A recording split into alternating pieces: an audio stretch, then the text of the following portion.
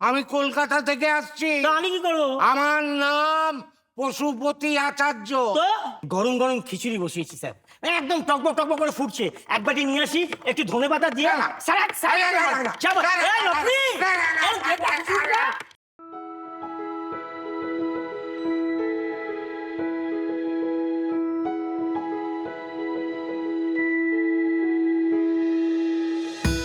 জগা খিচুড়ি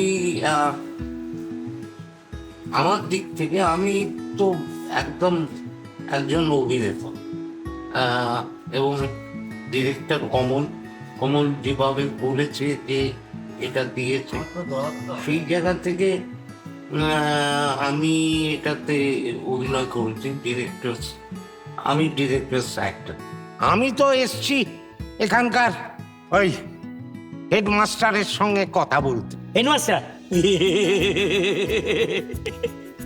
জগা খিচুড়ি নাটকটা এটা লেখা হচ্ছে বিভাস চক্রবর্তী। গোপাল সত্তরের একটি ছোট গল্প অবলম্বনে বিভাস চক্রবর্তী এই নাটকটা লিখেছিলেন। আরে এটার মান এ তো বাবার কালে এরকম অ্যাব্রিভিয়েশন দেখিনি। এই যে প্রথমে দেখুন কি লেখা, হাউ হাউ। মানে কি? হাউ মানে হচ্ছে গিয়ে হাফ উন্মাদ।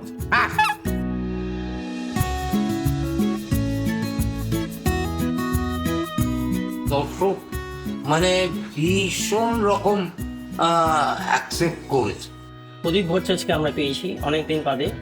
তিনি মঞ্চে এসেছেন এবং আমাদের মাথার ওপর তিনি আছেন। এই গ্রামে থাকলে না স্যার আমার আর কোনোদিন বিয়ে হবে না, জানেন তো। কি রে?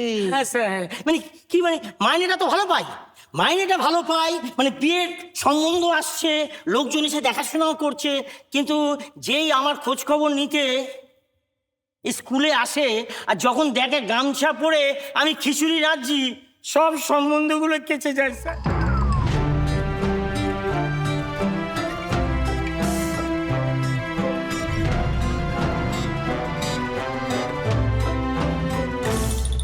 নাটকটা নিজেরা খুব উপভোগ করি, ফলে ফলে আমরা যখন উপভোগ করি আমরা খুব নিশ্চিত এইটা দর্শক নেবে।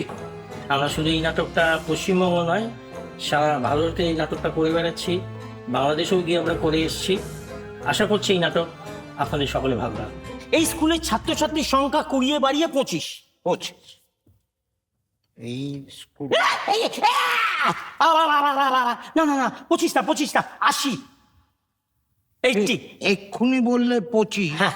আর পক করে বেড়ে হয়ে গেল 80। হ্যাঁ, কি করে? এই নাটকে আমার চরিত্র জগা মাস্টারের চরিত্র।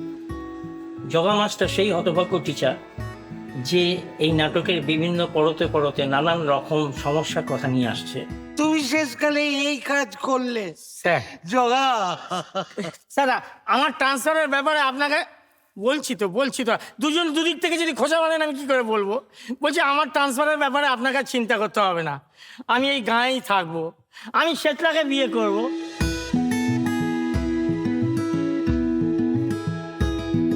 এই নাটকটা এই সময় দাঁড়িয়ে মনে হয়েছে, বারবার আমাদের মনে হয়েছে এই নাটকটা এই সময়ের নাটক, এটা করার খুব দরকার আছে। আমরা এই নাটক প্রাণ ভরে অভিনয় করি, লোকে এনজয় করে, এবং একটা বাস্তব সত্যকে আমরা এই ভঙ্গিমার মধ্যে দিয়ে প্রকাশ করব। এটা আমার নির্দেশকের নির্দেশ, আমরা যথাযথভাবে সেইটা পালন করার চেষ্টা করছি।